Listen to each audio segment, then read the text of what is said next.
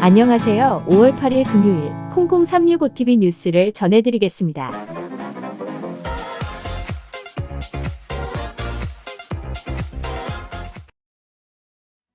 상파울루주는 조옹도리아 주지사가 발표한 내용대로 오는 11일 월요일부터 격리를 조금 완화할 것으로 보입니다. 그러나 상파울루 시장 브루노 꼬바스는 오늘 상파울루시의 격리를 6월 1일까지 연장할 예정입니다. 만약 그렇게 되면 상파울루주 내에서 상파울루시를 제외한 다른 도시가 11일부터 점차적으로 격리 해제에 들어가게 되는 것입니다.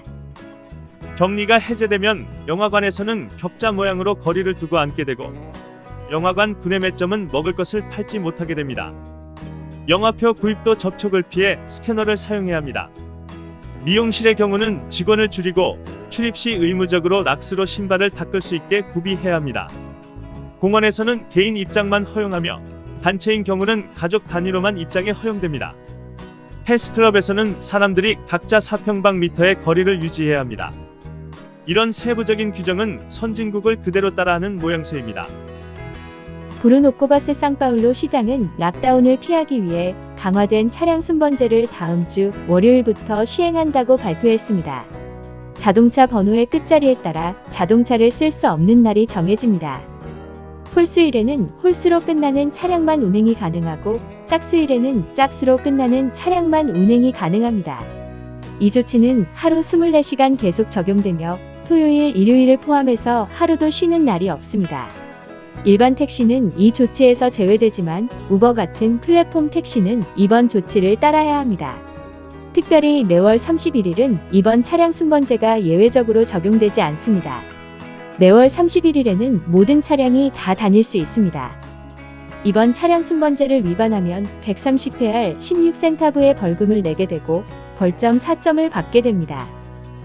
어제 목요일 브라질에서는 코로나19로 인한 사망자가 또다시 610명이나 나왔습니다.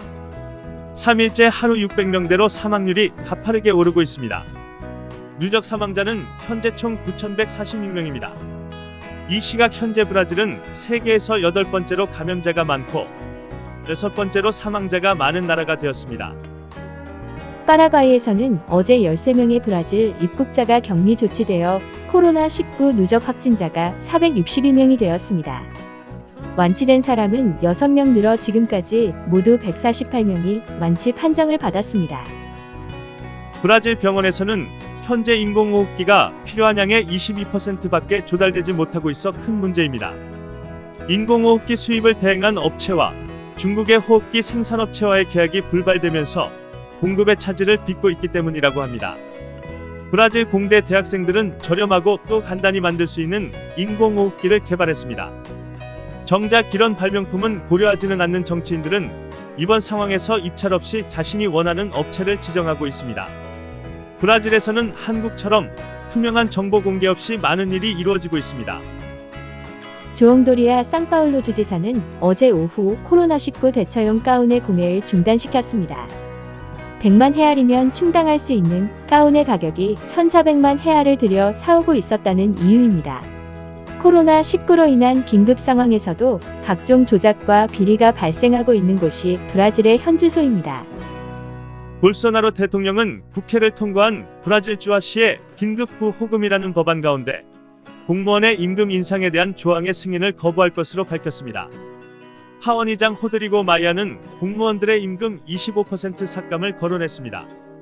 볼소나로 대통령은 경제부 장관 파울로 게데스가 12월 말까지 임금 인상을 불허하자는 의견에 동의하고 회의를 마쳤다고 덧붙였습니다. 볼소나로 대통령은 어제 목요일 경제부 장관과 기업 대표단을 동행하고 헌법재판소 의회를 방문하여 브라질 현 경제 상황에 대해 논의하였습니다. 경제부 장관은 브라질의 경제가 현재 무너지기 일보 직전이라며 다른 국가들보다 먼저 경제 활성화를 시작해야 한다고 발언했습니다. 유엔 산하의 ECLAC 보고에 따르면 이번 팬데믹으로 인해 브라질 경제가 5.2% 축소될 것이라는 전망입니다. 이 예측대로라면 브라질을 비롯한 라틴 아메리카의 경제는 수십 년 만에 최악의 경제 위기를 맞게 될 수도 있습니다. ECLAC는 코로나19 사태로 인해 경제적으로 영향을 가장 많이 받는 국가는 베네수엘라로 -18%를 전망했습니다. 교포 사회 동정입니다. 어제 브라질 상파울루 한인타운에서 56세의 한인 여성이 아파트에서 투신 자살을 한 안타까운 일이 발생했습니다. 사건을 수사 중인 경찰은 정확한 추락 원인을 조사하고 있습니다. 한브네트가 산타카자 병원을 위해 제작 주문한 안면 보호대는 총 210개입니다. 오늘 오후 4시에 병원으로 전달합니다. 이를 위해 브라질 한인 상인협회 회장을 맡고 있는 최용준 변호사님이 수고해 주십니다. 아울러 한브네트는 안면 보호대가 대량으로 필요하신 분들을 위해 저렴한 가격에 주문해 드리고 있으니 필요하신 업체는 한브네트로 연락해 주시기 바랍니다.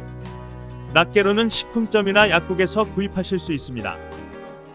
한브네트가 마련한 어버이날 기념 식사 쿠폰은 대한노인회로 잘 전달되었습니다. 연락해 주신 분께 감사드립니다. 브라질 교포 축구협회도 어머니날을 맞아 마스크팩을 선물한다고 합니다. 선착순으로 한 사람마다 5장씩 증정하는 행사입니다. 상파울루 연합교회가 후원하고 브라질 한인회가 주관하는 코로나19 극복을 위한 사랑의 쿠폰 전달 캠페인이 지난 5월 2일로 일주일간의 접수를 마감했습니다. 연합교회에서 10만 헤아를 후원하여 성사된 이번 캠페인에는 모두 523명이 신청했다고 전했습니다. 신청하신 분 가운데 이중 등록 및 부적격자 등을 제외한 총 500명에게 최종적으로 쿠폰을 배부하게 되었다고 밝혔습니다. 브라질 한인회에서는 지난 5월 5일 회의를 거쳐 선별 작업을 했습니다.